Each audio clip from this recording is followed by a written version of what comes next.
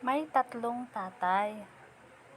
Yung unang tatay, sabi niya, "Pare, alam mo bang graduate na ng engineer yung anak ko? Engineer na siya ngayon, pare. At alam mo bang nitong nakaraang buwan lang, bumili siya ng isang sports car para lang mairegalo sa kanyang girlfriend?"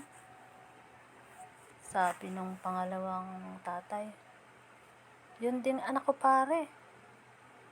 Piloto na siya ngayon. At alam mo bang bumili siya ng isang helicopter? Pinangregalo lang niya, pare, sa kanyang girlfriend." Ay ikaw, pare, kumusta yung anak mo?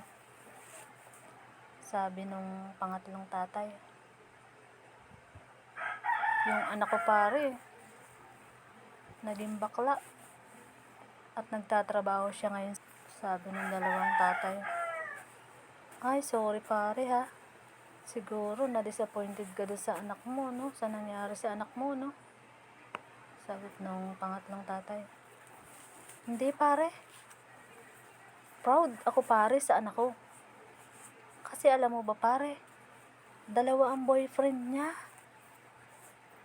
Yung isa nga, pare, nito lang nakaraang buwan, alam mo bang niregaluhan siya ng sports car? At yung isang boyfriend niya, niregaluhan siya ng helicopter. Nito din lang nakaraang buwan, pare."